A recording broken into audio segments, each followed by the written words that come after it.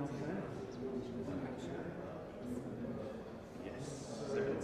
it?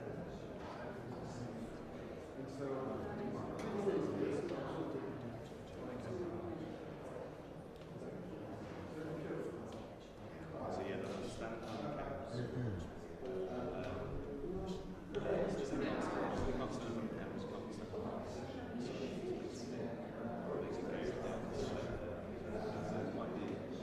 Stand up.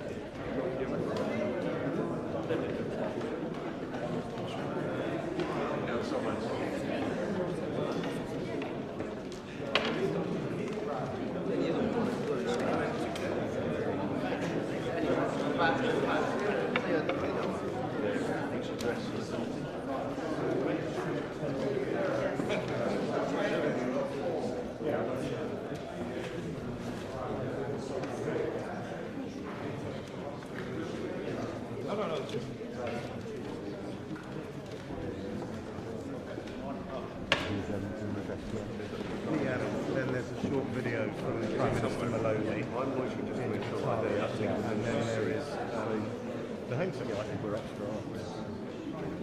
She's not had the right head. No, she's not. Standing up, so I'm going to come to her. So I think we'll just start off with Yeah, I think so. depending on once we think all the ministers are in. That's so much better.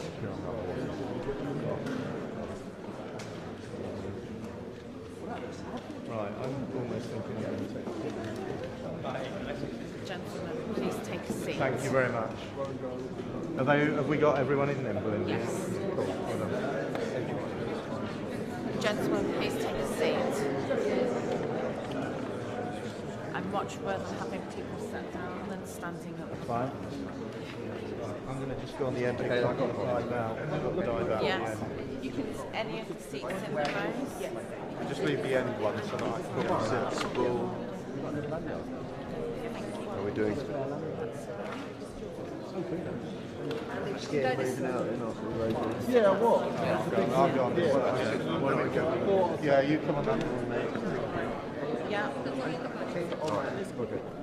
Are you alright? Yeah, you're good. Yes.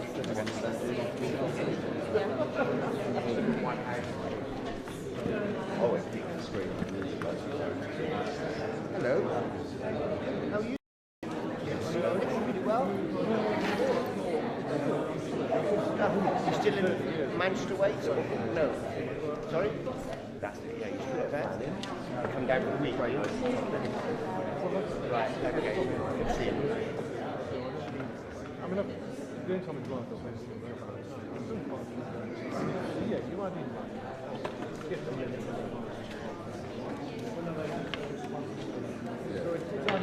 from where I was, so you guys. I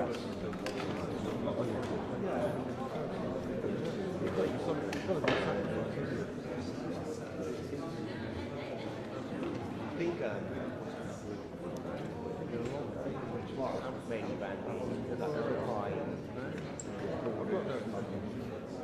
Well, no, I mean, I think you wanted to.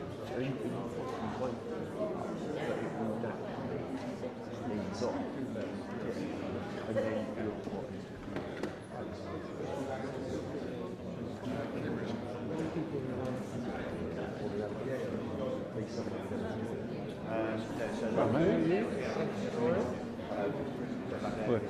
Oh yeah.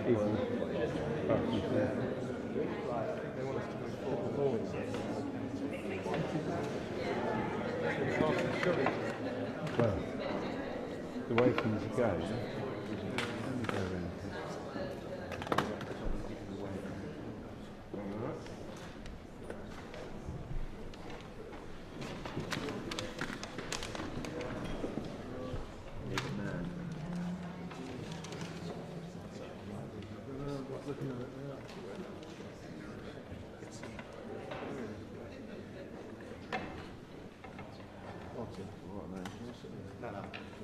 Also, it'll be alright, there won't be. what?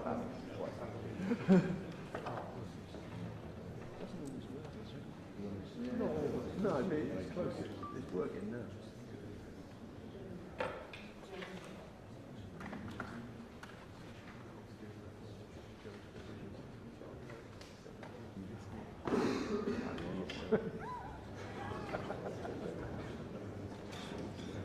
There's some monkeys go look at it on the screen and not being calibrated in 20 years. Why it doesn't matter.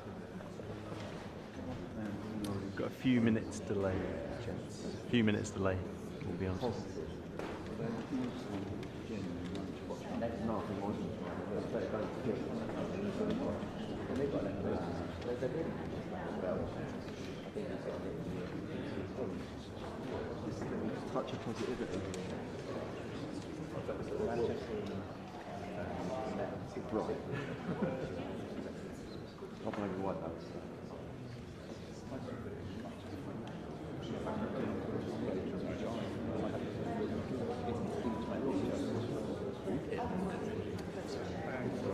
Sorry.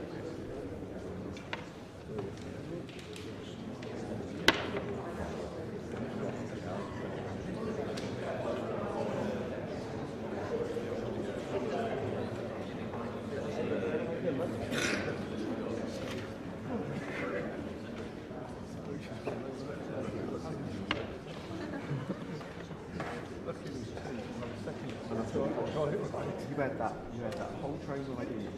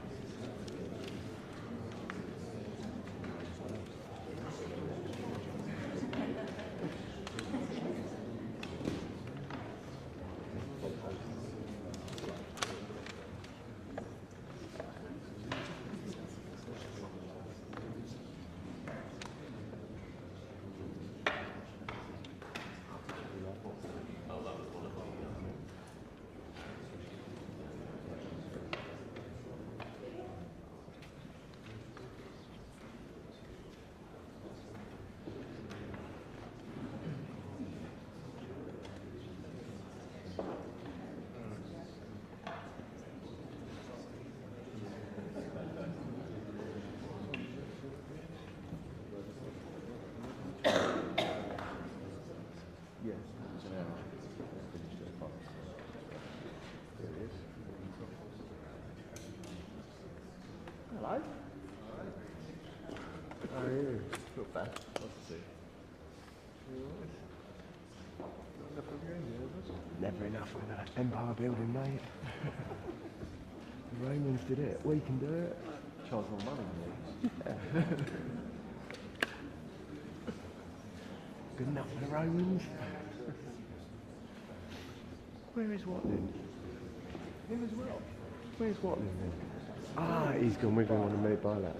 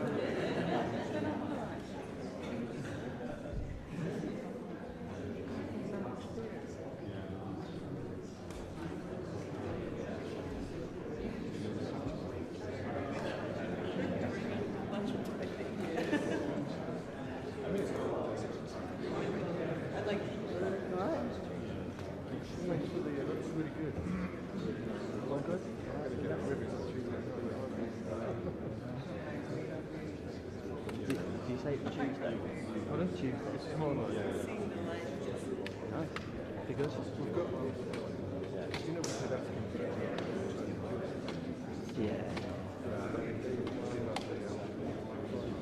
No. Like,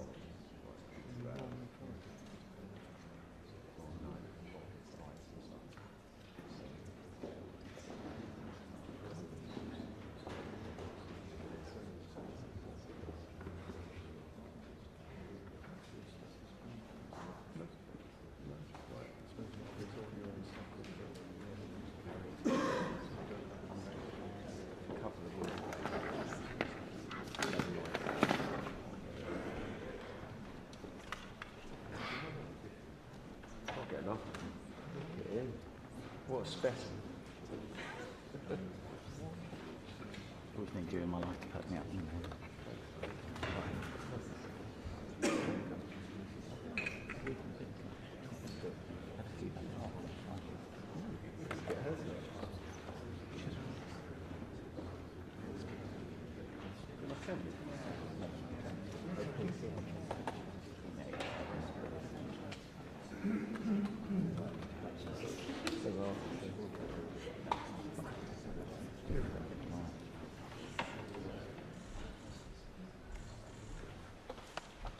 Good morning. It's really fantastic to welcome you here to Lancaster House. And it was right here, earlier this month, that the UK convened leaders from across Europe, in fact in this very room, together with President Zelensky, to support a just and lasting peace in Ukraine. Because we know that Ukraine's security is our security. And we can only deliver it by taking bold action at home, with the highest sustained increase in defence spending since the Cold War, and also by working together with our international partners. Now, the same is clearly true for the security of our borders. Illegal migration is a massive driver of global insecurity. It undermines our ability to control who comes here. And that makes people angry. It makes me angry, frankly. Because it's unfair on ordinary working people who pay the price, from the cost of hotels to our public services struggling under the strain. And it's unfair on the illegal migrants themselves, because these are vulnerable people being ruthlessly exploited by vile gangs. So look, we must each take decisive action in our own countries to deal with this. Nobody can doubt that the people we serve want this issue sorted. But the truth is, we can only smash these gangs once and for all if we work together. Because this evil trade, it exploits the cracks between our institutions. It pits nations against one another. It profits from our inability at the political level to come together. And that's why, from the moment I took up office, I said the UK would convene this summit. And I'm really delighted to be joined by all of you here today. We've got representatives from more than 40 countries across the world. There's never been a bigger gathering of people on this issue, building a truly international effort to defeat organised immigration crime. And let me tell you why this matters, and take you back to a visit I made as a relatively new Member of Parliament, back in 2016, to the camps on the outskirts of Calais. I can still remember it in my mind's eye. The muddy ground, sodden with rain and human waste. Children as young as 5 and 7. And that struck me because that's the same age as my children were then. Huddled together in freezing temperatures with almost nothing to keep them warm. Now, of course, that infamous camp has long gone. But the evil of the people smuggling businesses that put people there, that remains. The gangs remain. The exploitation of desperation, of misery, of falsehood, that all remains. And there's nothing progressive or compassionate about turning a blind eye to this. There's nothing progressive or compassionate about continuing that falsehood, which attracts people to make those journeys. That we've got to get to grips with it once and for all. That's when I spoke at the Interpol meeting in Glasgow last year. I said we need to treat people smuggling as a global security threat, similar, if you like, to terrorism. We've got to bring to bear all the powers we have at our disposal in much the same way that we do against terrorism. Now, before I was a politician, I was the Director of Public Prosecutions in England and Wales. And we worked across borders throughout Europe and beyond Europe to foil numerous plots, saving thousands of lives in the process. We prevented planes from being blown up across the Atlantic and brought the perpetrators to justice. So I believe we should treat organised immigration crime in exactly the same way. I simply don't believe that organised immigration crime cannot be tackled. So we've got to combine our resources, share intelligence and tactics, and tackle the problem upstream at every step of the smuggling journey, from North Africa and the Middle East to the high streets of our biggest cities. And look, to that end, we have begun to make real progress. Since I came into office, the UK has reset its entire approach to international collaboration. I put smashing the gangs on agendas of international summits, showing that the UK now means business. working together with our allies, with you. We've struck new agreements and plans with so many of the countries represented in the room here today. Take our work with France as a good example. Now, previously, their maritime doctrine prevented French law enforcement from responding to small boats in shallow waters. But now we're working with them to change that, to make sure we get new border patrols and specialist units on the French coast using state-of-the-art surveillance technology. With Germany, another example, if you can believe it, it wasn't technically illegal to facilitate people smuggling to a country outside the EU, like the United Kingdom. But now it will be. And with our new bilateral agreement, Germany will be able to prosecute the criminal networks facilitating this vile trade. Just a few examples of the international collaboration that's so important to taking this challenge on. And it's beginning to bear fruit. At the end of last year, a major operation by French, German and British law enforcement smashed an Iraqi smuggling network with multiple arrests and the seizure of dozens of boats and engines. In Amsterdam, a man was arrested on suspicion of supplying hundreds of small boat parts to people smugglers. That was a joint operation by our National Crime Agency, together with Dutch and Belgian police.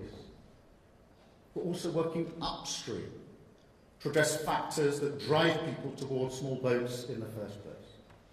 Working with the authorities in Albania and Vietnam on campaigns to deter those who are thinking about making that perilous journey.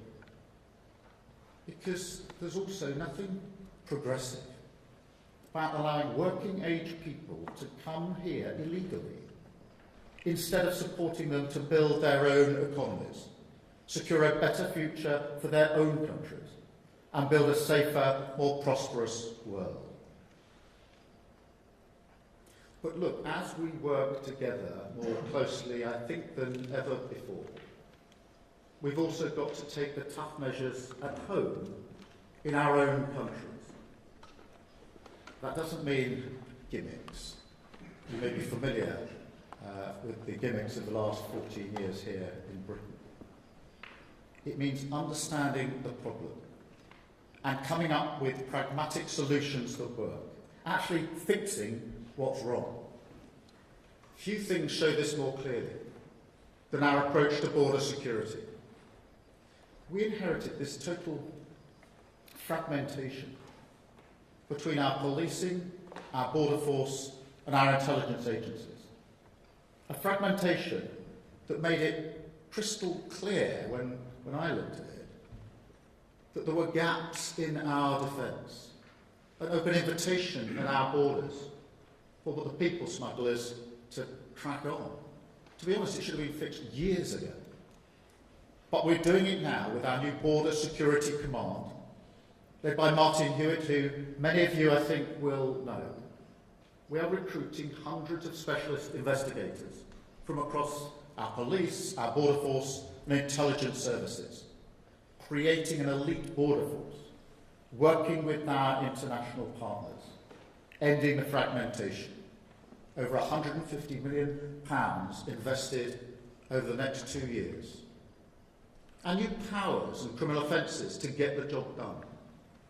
So the police will be able to seize the phones and devices of migrants arriving on our shores and gather intelligence about the smugglers. The police will be able to act when they've reason to believe preparations are being made for criminal activity, instead of waiting for a crime to happen before they can act. And it will be an offence to endanger lives at sea, to prevent more tragic deaths in the Channel. We're also deploying resources away from the Tories' wasteful Rwanda scheme, a scheme that spent over £700 million of taxpayer money to remove just 4 volunteers. Now, even if that scheme had gone well, they were claiming that they might remove 300 people a year. Well, since coming to office, I can announce today we've returned more than 24,000 people who have no right to be here. That would have taken the Rwanda scheme 80 years to achieve. That's what I mean about not giving in to gimmicks. Just focusing our efforts and resources on the nuts and bolts of removing people, getting the asylum system working properly. That's how we've delivered the highest return rates for 8 years and the 4 biggest return flights ever. We're also ramping up the deportation of foreign national offenders, with a new team of specialist frontline staff going into our prisons, speeding up the removal of prisoners who have no right to be in this country. Now, all of this is providing a real disincentive to people thinking about coming to Britain illegally. But if we're talking about incentives, we need to talk about the people smugglers as well. Because they don't care about borders. They don't care about the people that they traffic. They don't care about our country and our people. They only care about one thing: money. They make huge profits out of ruining people's lives.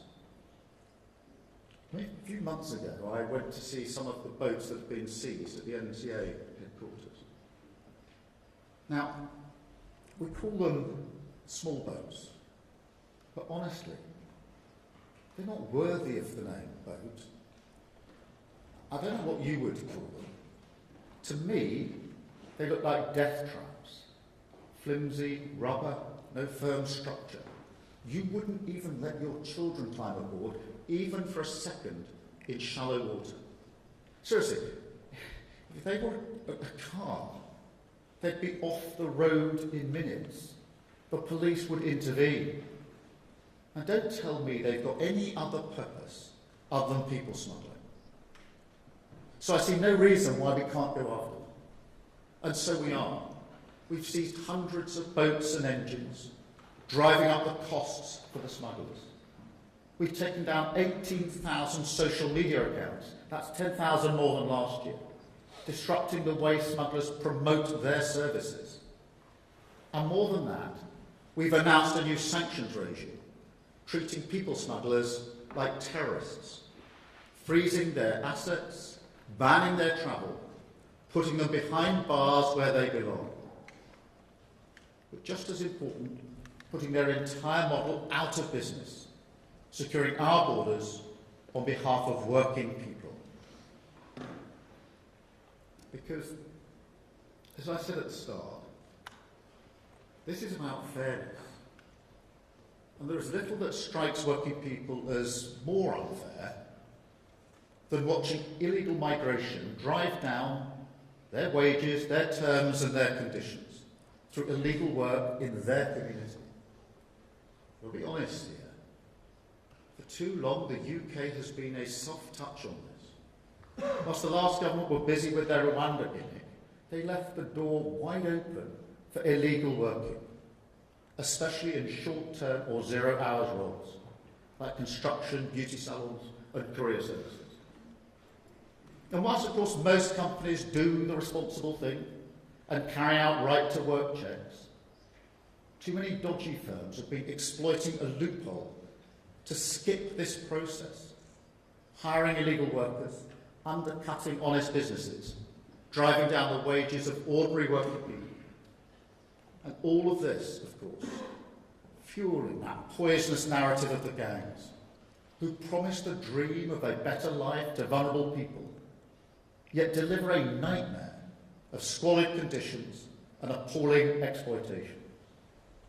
Well, today we are changing that, because this government is introducing a tough new law to force all companies to carry out these checks on right to work.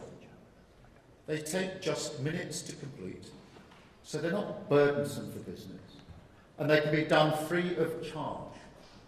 So there's no excuses, and no ability to claim that they didn't know they had illegal workers. and failure to comply will result in fines of up to £60,000, prison terms of up to 5 years, and the potential closure of their businesses. Now, none of these strategies, as you know, are a silver bullet. I know that. But each of them is another tool, an arsenal that we're building up to smash the gangs once and for all. We must pull every lever available, and that is what this Labour government is doing. No shortcuts, no gimmicks, just the hard graft of sleeves rolled up, practical government, securing our borders, getting a grip on illegal migration, and delivering our plan for change. We want to work with you and with everyone who is as determined as we are to end the misery and evil of people smuggling. Because together we will save lives, we will secure our borders, we will smash the gangs that undermine our security and deliver the fairness for the working people that we serve.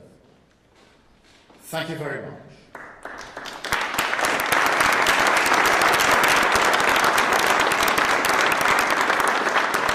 Now we're going to see a short video from the Prime Minister of Italy, Giorgia Meloni. Good morning, everyone.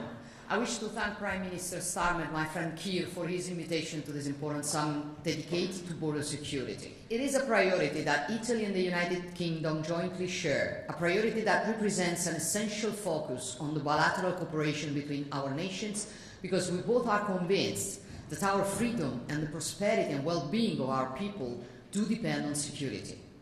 Keir and I agree that border security also, and above all, depends on governing migration flows and combating mass irregular immigration, a global phenomenon which affects Europe in particular, both within and outside the EU borders. This is why our government have long been working together to defeat the criminal organizations that exploit and profit from people's despair and legitimate desire for better living conditions. We are uniting our efforts, making policy forces, intelligence service and judicial authorities speak louder, because our common goal is to target the problem at its very heart, namely the profits made by boatmen smugglers and traffickers. And we are doing so by following that extraordinary intuition of two Italian great judges, Giovanni Falcone and Paolo Borsellino, which is summed up in the words "follow the money," and which has become an international model. Equally crucial in this respect is the strengthening of Europol's and Eurojust's cooperation with third countries. We're also working together to address the root causes of migration and thus guarantee the right not to migrate. This means building a model of cooperation with the countries of origin and transit of migration flows so that they can prosper on the resources they own. And I am very satisfied from this point of view with our excellent cooperation with the United Kingdom in the framework of the Rome process, notably on the front of assisted voluntary returns. Yet fighting irregular migration also means encouraging instead regular migration and reaffirming the principle that it is up to each nation and not to traffickers to decide who should enter and who should not enter its own territory. We also agree with Keir that we should not be afraid to imagine and build innovative solutions, like the one that Italy launched with Albania, a model that was criticized at first, but that then has gained increasing consensus, so much so that today the European Union is proposing to set up return hubs in third countries. This means that we were right and that the courage to lead the way has been rewarded. We still have a lot of work to do together, and I am very happy to be able to count on the support and collaboration of the United Kingdom within this challenge. I'm convinced that today's summit will enable us to further strengthen our synergy and to speed up the momentum towards new projects and concrete initiatives. Thank you, and I wish good work to all of you.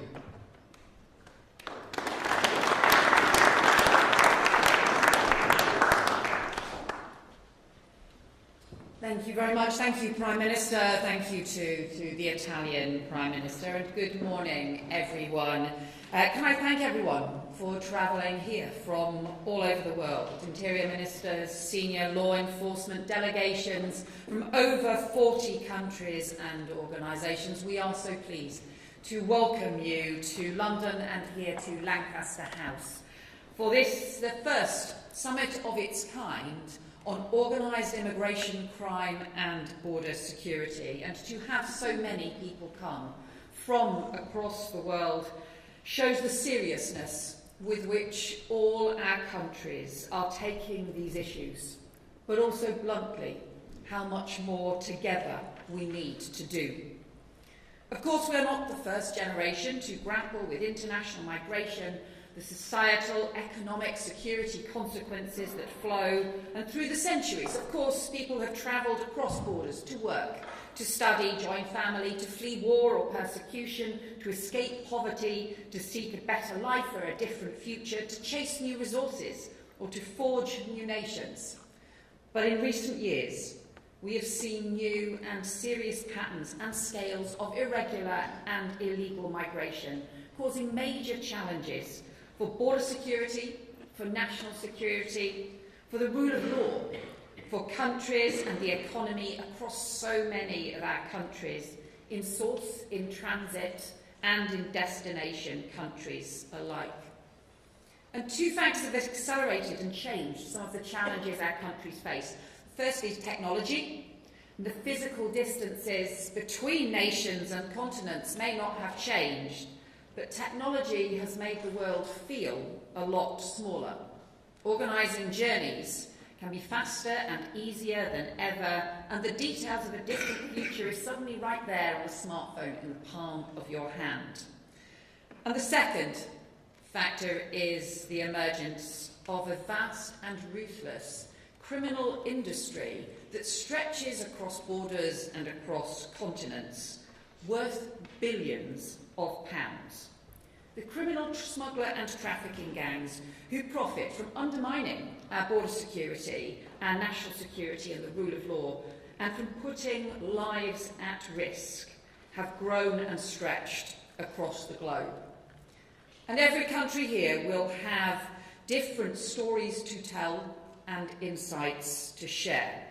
But across all of our countries, we've seen that organised immigration crime posing a significant and growing global threat with far-reaching consequences for us all, breaking our laws, undermining our security and our cohesion. From the source countries where gangs prey on the vulnerable, to transit countries where people and equipment pass through towns and borders unchecked, to destination countries managing the financial, the social, the criminal fallout, no part of the journey is untouched.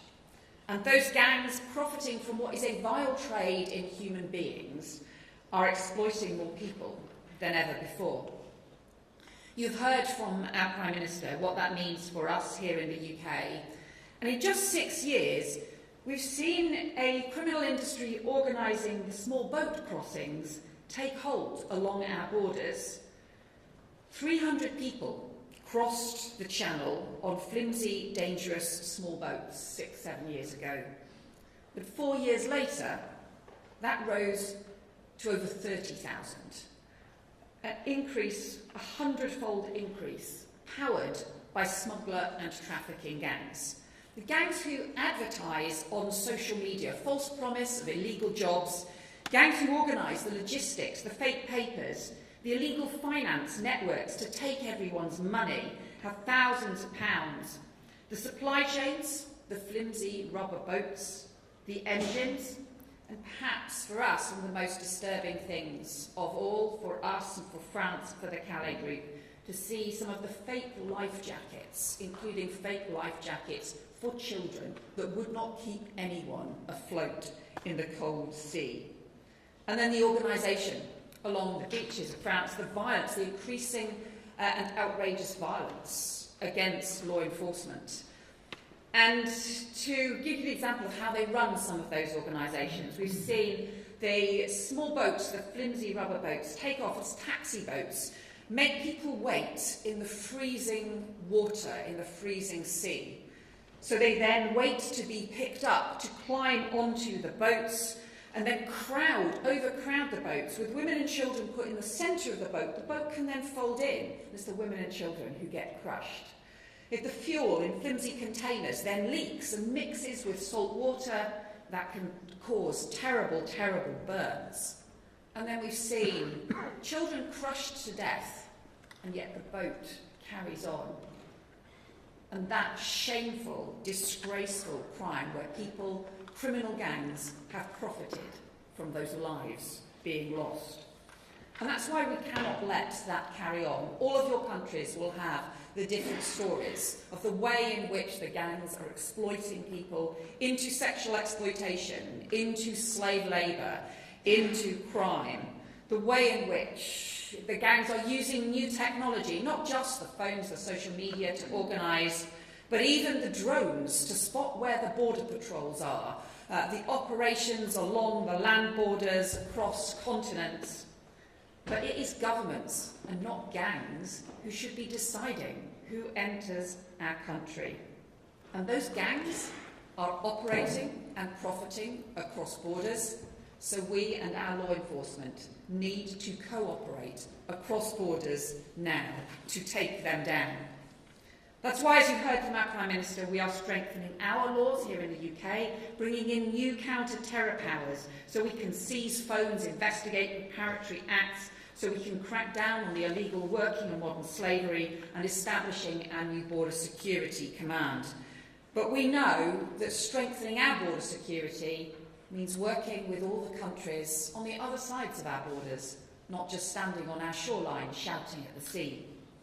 We know too that no country can do this alone, and that is why the partnerships and everyone gathering here is so important. So today we will talk about what to do to tackle this vile trade in human beings, how we choke off the supply chains, the false papers, how we go after the money, how we take down the advertising, and how we disrupt, how we pursue, how we prosecute, how we pursue this global battle against a trade in people.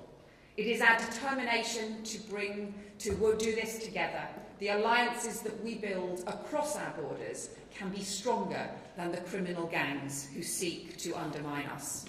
So thank you all for joining with us in this event today, this first summit. We have so much work to do during the course of the day, so many conversations to have, but thank you so much for being part of it, and I look forward to hearing everyone's views during the conference today. Thank you very much.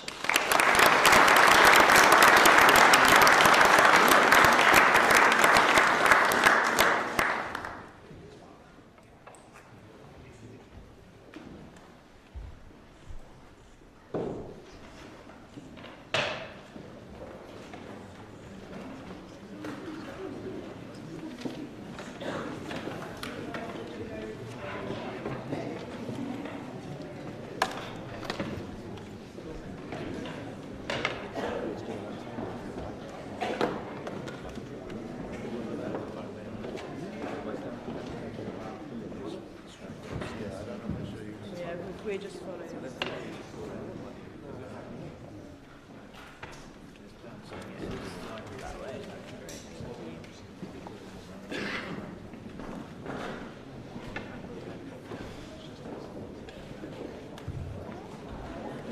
Charles, just this way. It's good to see you back on the normal path.